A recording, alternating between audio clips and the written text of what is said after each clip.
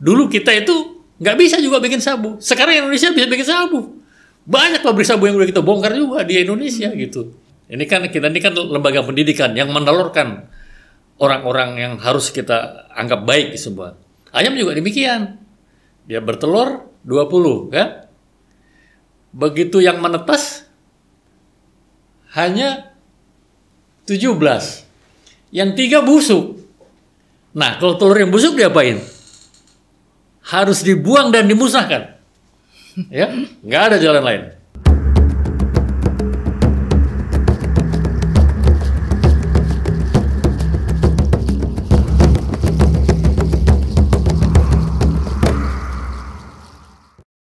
Penyalahgunaan narkoba saat ini di Indonesia sudah semakin mengkhawatirkan. Dan studi komparatif menunjukkan bahwa bahaya dari penyalahgunaan narkoba tidak hanya terbatas pada pecandu, tetapi jauh lebih daripada itu juga berdampak untuk tatanan masyarakat dan pada akhirnya akan sangat mempengaruhi keamanan dan ketahanan suatu negara. Kembali di Mihkes episode kali ini kita akan membahas satu isu yang masih ramai di masyarakat dan secara belak-belakan kita akan membahas narkoba di Indonesia dari jenderal sampai ke mahasiswa.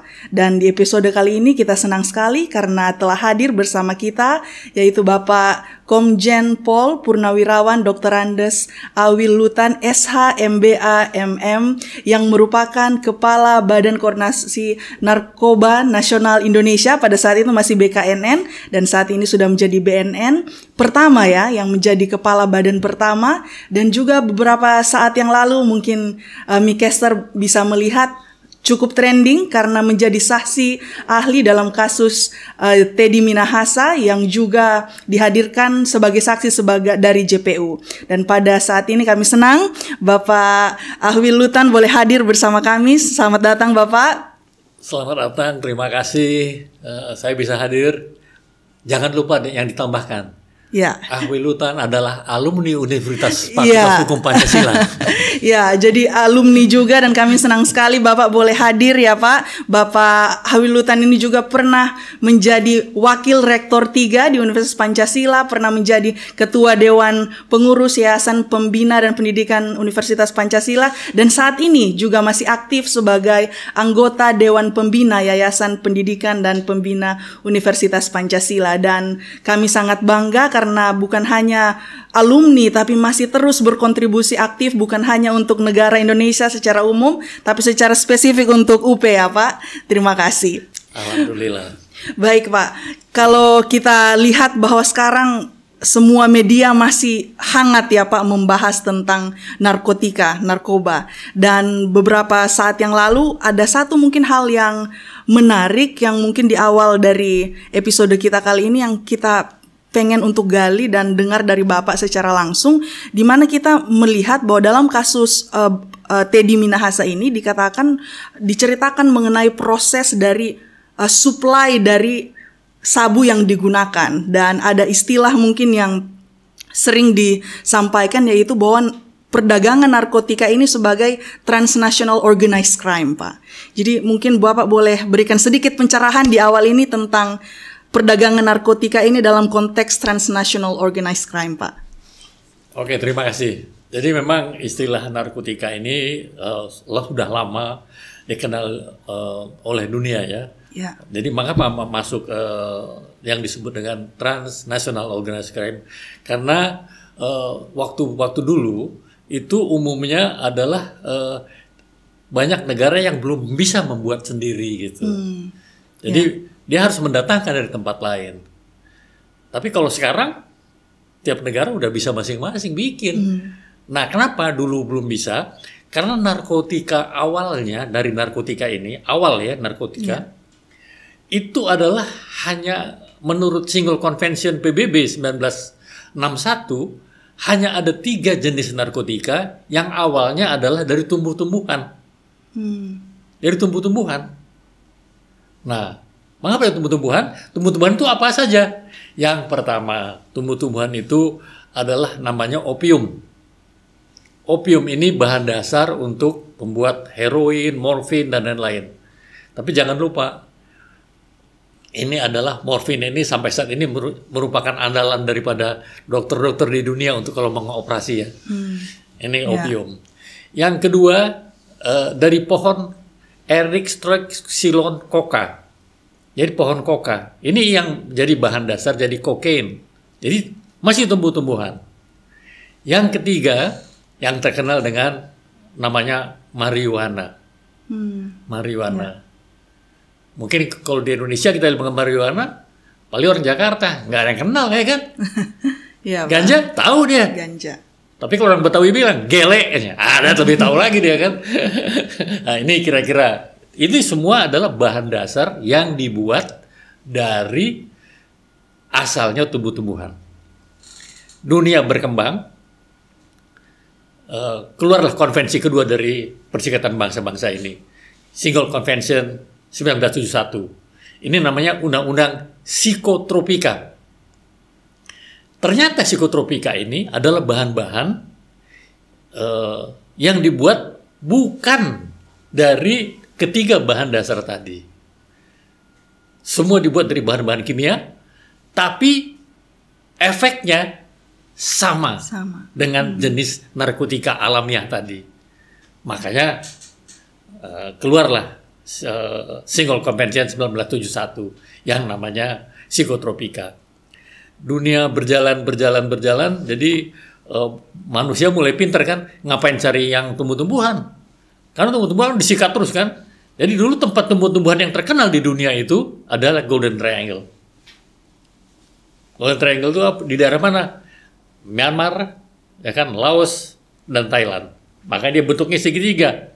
Golden. Kenapa golden? Yaitu karena ini emas. Kalau bicara narkotika, bicara uang.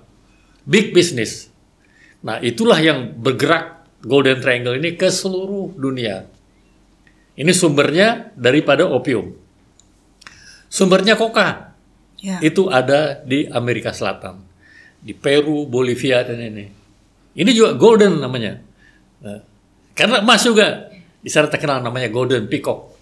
Peacock itu burung merak emas. Karena dia bentuknya kan kayak begitu tuh, kayak gambar burung, jadi makanya. Nah, marijuana dari mana? Marijuana banyak beberapa tempat di dunia ini tumbuh. Ada di Maroko, ada kalau di Indonesia marijuana yang terkenal tumbuhnya yang subur itu di daerah Aceh. Baik. Sampai sekarang masih ada. Nah, bergerak narkotika ini karena barang-barang tumbuh-tumbuhan ini kan mulai kadang-kadang ditangkepin juga kan karena ketahuan kan karena dengan ini udara, dengan survei udara ketahuan. Oh, ini ada opium bisa di ini. Nah, dulu yang terbesar itu adalah saya kembali biar lebih jelas nih, lebih enak ya semua biar mengetahui apalagi untuk teman-teman yang master hukum. Mengapa Golden Triangle ini terkenal? Karena Golden Triangle ini adalah pelarian tentara Kuncantang yang melarikan diri dari dikejar Taiwan, dikejar RRC, masuk ke daerah ini. Daerah ini nggak bertuan, makanya namanya Golden Triangle. Ini dipimpin oleh seorang jenderal juga. Nah, saya buka lagi. Namanya Jenderal Kunsa. Saya sampai ke tempat ini. Jenderal Kunsa ini kira-kira dia bisa merangkul penduduk lokal, kira-kira kayak Robin Hood lah. Semua supply makanan dia yang nanggung semua. Tapi barang opium harus dijual ke dia. Dia dulu monopoli. Dan itu cukup lama. Hampir 20 tahun Golden Triangle ini terkenal. Nggak ada orang berani masuk ke daerah itu. Drug Enforcement Administration berapa kali mencoba dengan helikopter ini tembak mereka. Mereka punya senjata anti-tank, punya senjata launcher semua punya. Satu resimen kekuatannya. Tapi kan lama-lama kan habis juga kan. Mungkin udah tua, segala macam. Dan dunia mulai berkembang. Ngapain kita repot-repot bikin yang tumbuh-tumbuhan? Ternyata dari jenis psikotropika ini kita bisa bikin macam-macam. Nah, sekarang bahan dasar yang paling sekarang banyak laku di dunia dari jenis psikotropika ini adalah amfetamin, menamfetamin. Inilah bahan dasar jadi sabu. Ya. Nah, dulu kita itu nggak bisa juga bikin sabu. Sekarang Indonesia bisa bikin sabu. Banyak pabrik sabu yang udah kita bongkar juga di Indonesia gitu. Nah, tapi kualitas mungkin kurang bagus ya, sehingga kita memerlukan beberapa tempat. Dari tadi daerah Golden Triangle tadi yang tempat penanaman, mereka pun sekarang mulai bikin sabu. Jadi ada kalau yang di tulisan yang disampaikan oleh Linda, kita ada kapal dari Myanmar katanya. Yeah. Nah, Myanmar bikin sabu, ya kan? Daerah sana semua bikin sabu, Taiwan bikin sabu, Cina bikin sabu. Itu semua gelap memang. Jadi lab itu adalah illegal lab ya. Jadi bukan laboratorium yang diizinkan pemerintah, ya namanya maling ya. Nggak ada semua pemerintah di dunia ini bersama bekerja untuk memerangi narkotika. Jadi kalaupun ada itu barang-barang itu adalah barang-barang ilegal, pasti ilegal, bukan barang legal.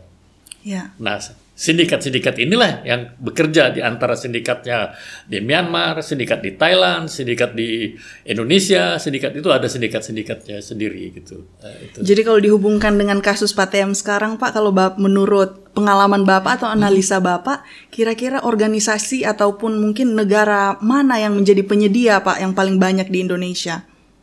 Kalau sekarang ini kan orang cari mudahnya ya. Ya sekarang sindikat yang terbanyak masuk akhir-akhir ini itu semua adalah jenis sabu. Karena kenapa? Karena sabu ini adalah suatu zat yang sangat mudah dibuat. Jadi bahan dasarnya hanya amfetamin. Kemudian ada namanya tuh prekursor. Prekursor itu adalah bahan, kalau istilah bahan kimia itu katalisator untuk mencampur beberapa bahan menjadi sabu. Tapi bahan dasarnya itu adalah amfetamin, itu bahan dasarnya. Jadi dengan amfetamin campur sedikit udah jadi sabu. Nah, itu bergantung kualitasnya ya.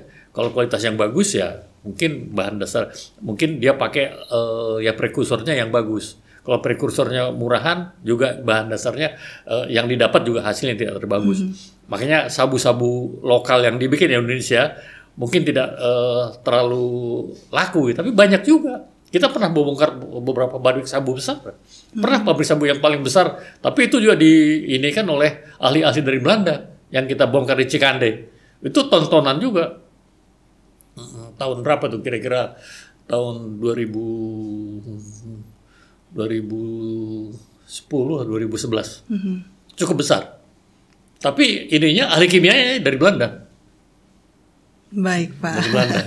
Jadi kalau bicara tentang perdagangan narkoba ini, dan tadi Bapak sempat mengulang-ulangi itu ilegal ya Pak. Tapi ilegal. Iya. Jadi kita bisa lihat bahwa mungkin secara masyarakat awam bingung gitu, kok bisa masuk ke Indonesia dengan jumlah yang begitu banyak. Dan kalau dalam kasus Pak TM dikatakan lewat laut ya Pak, kapal. Tapi kita juga mendengar bahwa ternyata di beberapa negara maju bisa juga digunakan kapal selam ya Pak. Iya, betul. Kira-kira mungkin Bapak boleh bukakan sedikit, jelasin sedikit masuknya secara ilegal penyelundupan perdagangan narkoba itu seperti apa Pak? Oke, jadi memang narkoba ini kan kalau dibawa naik pesawat kan terbatas ya. Naik pesawat, naik apa, kan pasti jumlah terbatas. Kita aja kalau naik pesawat kan barang cuma boleh 20 kilo ya kan. Apalagi kalau narkoba mau tontonan udah dicurigai kan. Jadi nggak, sangat kecil. Kalaupun ada pengiriman lewat kargo, jumlahnya tidak terlalu besar. Jumlah yang terbesar pasti lewat laut. Pasti lewat laut. Jadi di dalam salah satu... Jadi ke lewat laut ini kan pasti gede kan, lewat kapal jumlahnya pasti besar. Biarpun itu kapal nelayan, paling nggak bisa 1 ton kan. Apalagi kalau kapalnya kapal yang gede sekali. Nah ini waktu kita rapat konferensi ya, International Drug Enforcement Conference. Jadi itu adalah rapat kepala-kepala badan narkotik dari seluruh dunia di Cancun, Meksiko tahun 2010. Itu laporan dari drug enforcement Amerika bahwa mereka menangkap satu kapal submarine itu ya kapal selam, kapal selam yang hebatnya lagi tanpa awak, jadi dikendalikan dengan remote control. Jadi kalau tertangkap kapal itu nggak ada yang ditangkap orangnya, manusianya bersih, clean semua. Itu mereka baru bisa menangkap setelah perjalanan yang ketiga. Jadi ketiga. Jadi berarti 3 kali lewat, berarti sudah 8 ton kali 3. 24. Ya. Amerikanya udah begitu canggih. Baru ketahuan. Kalau juga, apalagi kita yang kurang-kurang canggih-canggih ini ya. Mereka kan teknologinya udah canggih, semua udah canggih. Mereka laporan, ini baru penangkapan kita adalah setelah perjalanan yang ketiga. Jadi memang itulah namanya orang mencari keuntungan kalau bisa sebesar-besarnya ya. Karena harga narkotika ini disparasinya sangat tinggi sekali. Antara satu tempat dengan tempat lain itu sangat tinggi sekali. Jadi katanya kalau pabrik sabu di luar negeri, di Myanmar, di Taiwan, di Cina, itu harganya kira-kira ya kalau di kurs rupiah mungkin kira-kira 20-an ribu. Ya kan, kalau di sini udah 20 juta, jadi udah berapa kali lipat. Jadi keuntungan itu besar sekali gitu. Nah, tapi yang tidak kalah pentingnya adalah di samping juga pengangkutan lewat laut ini, ya bagaimana ya sarana-sarana kita untuk mendeteksi ini. Tapi kita sekarang juga udah punya. Kita di Indonesia ini kita punya istilahnya seaport and airport interdiction. Ya, jadi kita bisa menginterdiksi di lapangan terbang dan di lapangan pelabuhan laut. Tapi itu kan hanya di laut. Kalau di tengah laut kan memerlukan kapal, patroli, segala macam, dan bahan bakar untuk kapal-kapal itu besar sekali. Biayanya tinggi sekali kalau untuk harus menginterdiksi di tengah laut. Tapi bertahan darat juga ada untungnya. Kita ada beberapa kali juga nggak ton, tapi ratusan kilo yang masuk dari Pelabuhan Ratu. Itu kita hanya nangkep di pinggir pantai aja. Jadi dia masuk dari kapal gede, masuk dibawa pakai kapal-kapal nelayan kecil. Disembunyikan dulu di bawah tanah, itu pun kita tahu setelah ada informasi dari masyarakat. Beberapa kali. Nggak sampai ton waktu itu, kira-kira ratusan kilo. Pernah terjadi juga. Dan mereka selalu mencari titik-titik kelemahan gitu. Di mana titik kelemahannya? Misalnya airport Jakarta sekarang ketat. Pindah ke airport mana? Pindah airport Medan misalnya, pindah ke airport Padang. Pindah lagi, terus sini ketat. Kemarin mereka lewat jalan darat, lewat Pontianak. Terus pernah juga ketat, Pontianak mulai ketat. Mereka lewat jalan darat, lewat Timor Leste. Karena kan lewat border darat sampai tempat kita juga gitu. Jadi ini selalu bergantung kunci-kunci kita. Itu yang dinamakan dengan transnational crime ya, karena dia antar negara, antar segala macam. Jadi makanya pertukaran informasi antar penegak hukum di semua negara ini sangat-sangat diperlukan. Makanya kita ada rapat berulang-ulang. Kita rapat tiap tahun, kita ada namanya HONLEA, Head of Narcotic Law Enforcement Agency, itu untuk Asia Pasifik. Kita ada namanya IDEC, International Drug Enforcement Conference, itu seluruh kepala BNN seluruh dunia. Terus ada lagi rapat yang dipimpin oleh PBB, UNDCP dan sekarang namanya CND.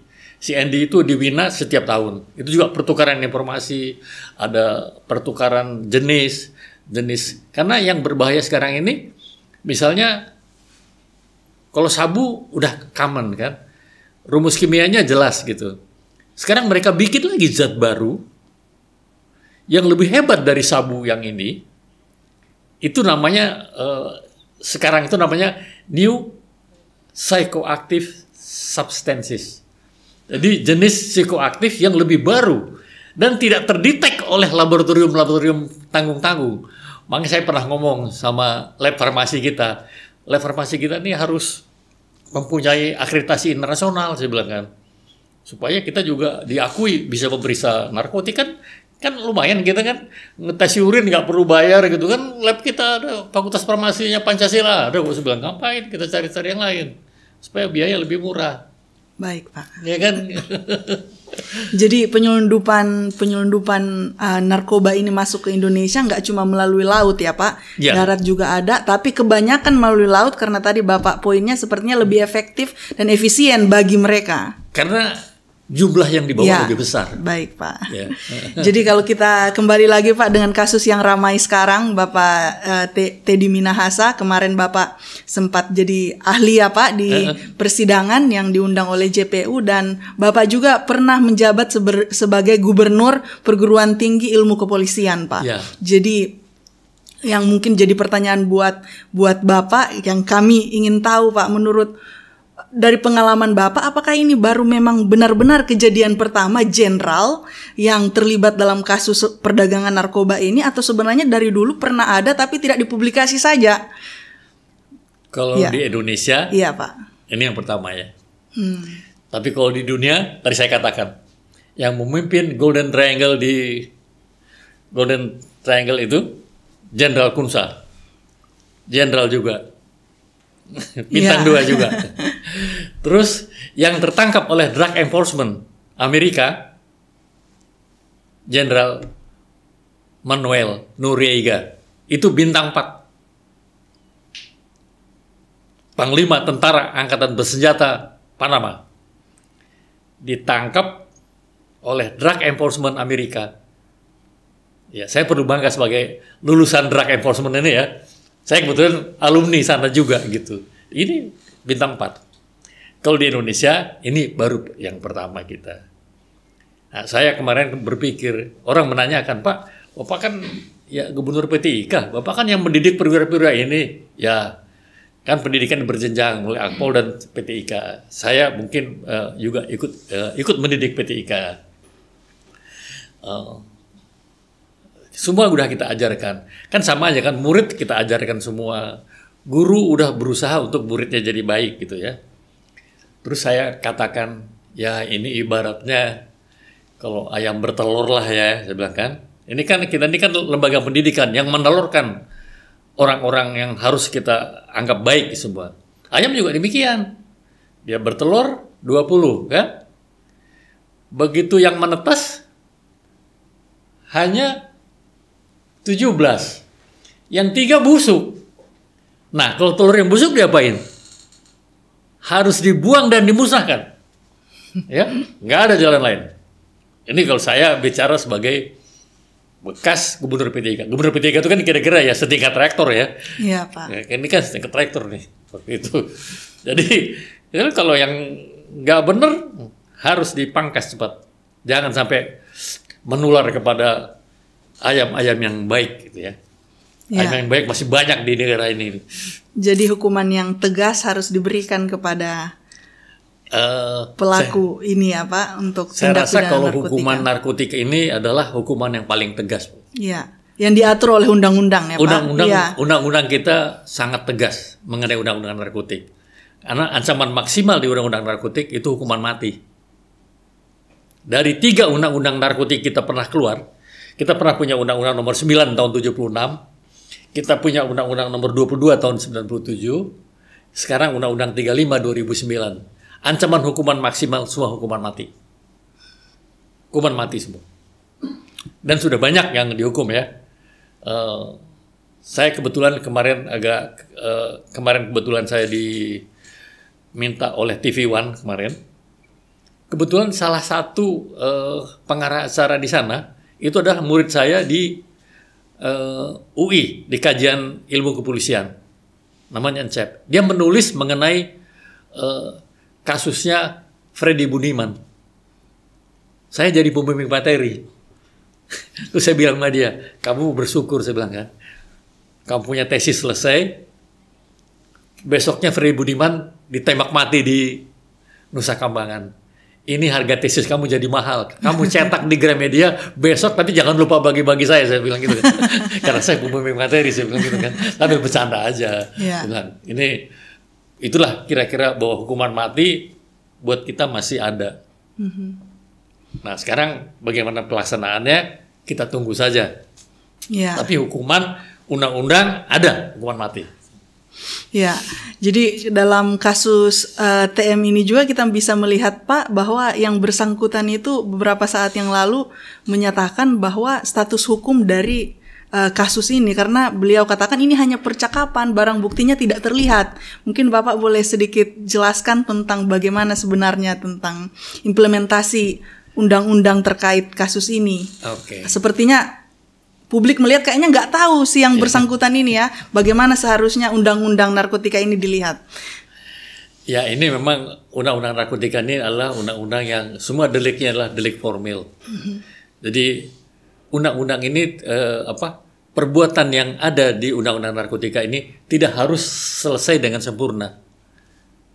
Dan undang-undang ini tidak mengenal istilah percobaan. Coba-coba pakai sabu, ketangkep, sama hukumannya dengan orang pakai sabu. Jadi jangan coba-coba. Jadi undang-undang ini tidak mengenal percobaan. Ya.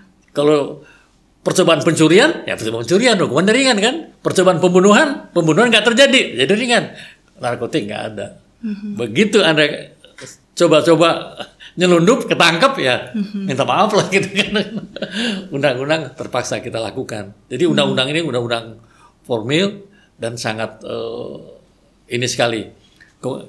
Terus kemudian undang-undang ini mempunyai kelebihan dibanding undang-undang lain. Ini gara-gara kita anggota PBB yang ikut menandatangani konvensi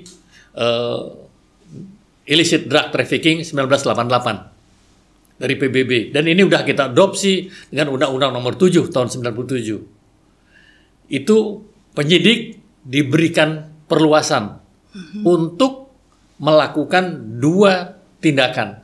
Tindakan ini sebetulnya kalau kita jujur, ini adalah istilahnya menjebak. Itu nggak boleh. Di dalam ini KUHP kita nggak boleh. Terus undang-undangnya juga melanggar hak asasi manusia juga boleh.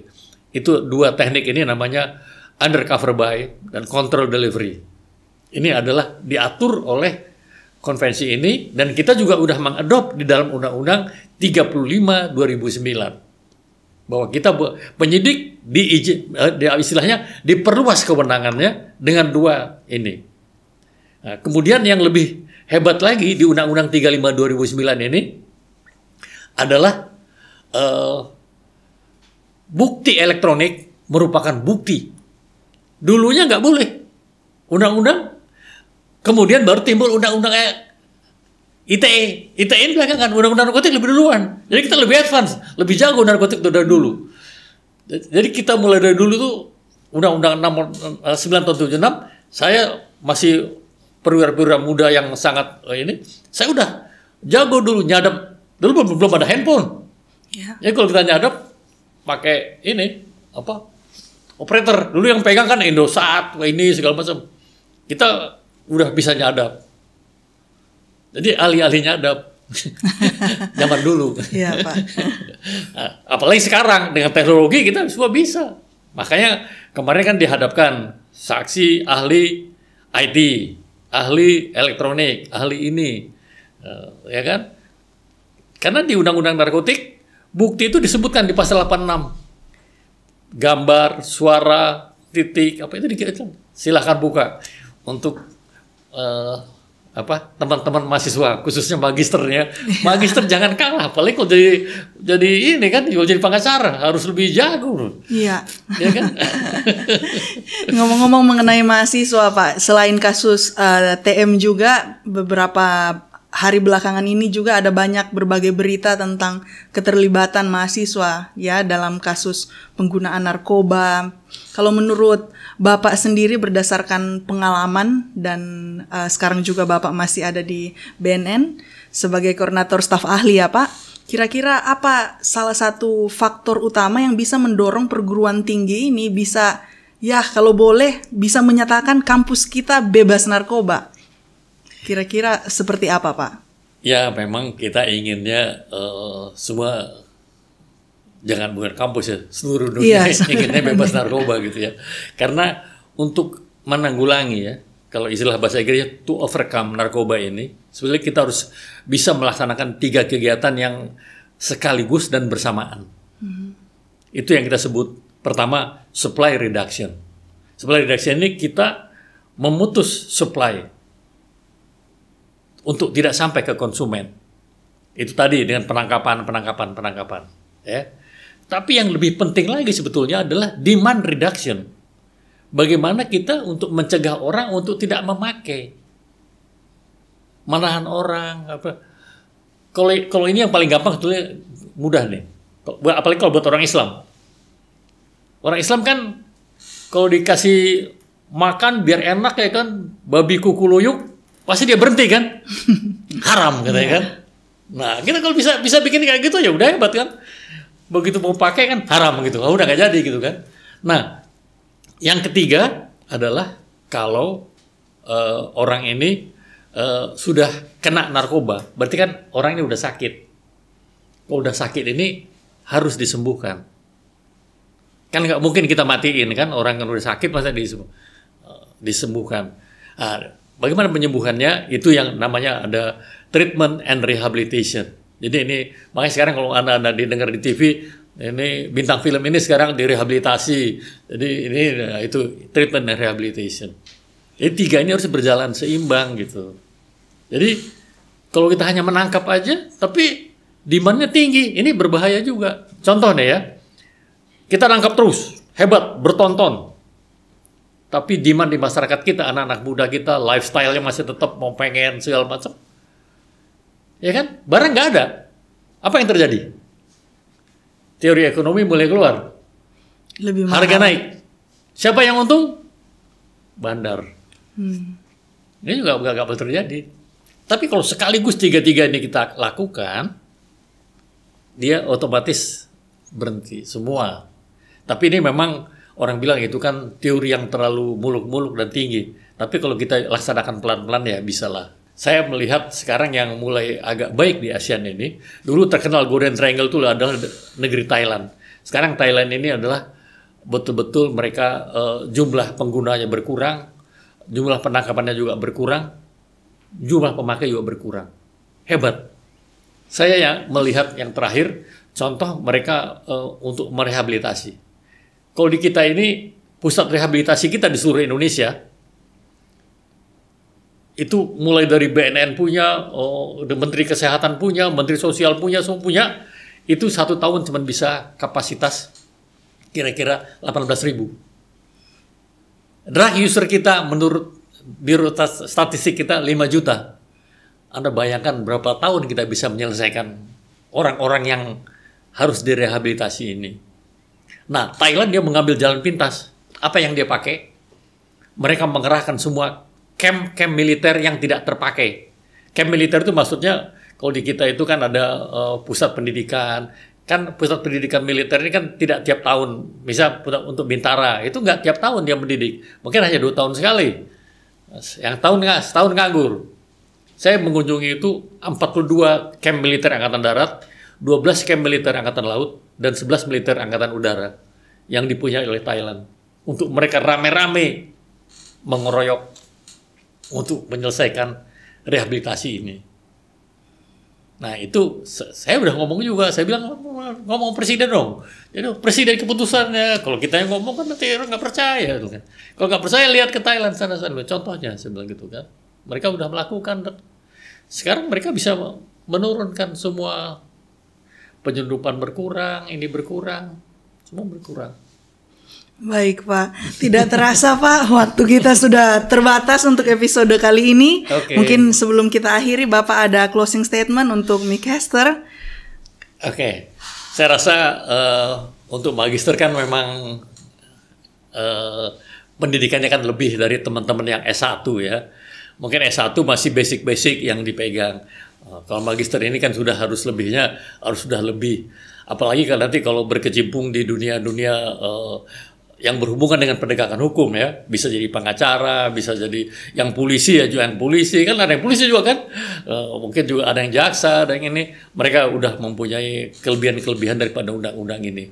Jadi saya rasa semua kita harus menambah ilmu, berusaha untuk bisa memanfaatkan ilmu ini lebih bermanfaat untuk orang banyak sebetulnya. Kalau jadi pengacara ya jangan jadi pengacara yang orang salah pun kita bela kan susah juga. Kita kan tetap namanya orang hukum ini mencari kebenaran yang hakiki ya, mencari keadilan, ya kan, mencari kebenaran dan juga keseimbangan. Karena keseimbangan juga perlu di masyarakat. Salah kita mengambil suatu keputusan, masyarakat bergolak juga bahaya juga.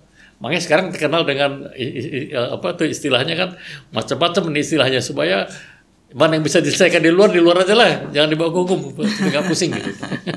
Baik Pak, sekali lagi terima kasih banyak kehadiran Bapak. Ditunggu mungkin kesempatan lain kalau Bapak tidak sibuk, boleh kita ada kuliah umum ya Pak, ataupun mungkin kami tunggu Bapak mungkin ada tulisan-tulisan ilmiah yang boleh memperkaya Civitas Akademika Magister Hukum di Universitas Pancasila. Demikianlah episode kita kali ini, sampai ketemu pada episode selanjutnya.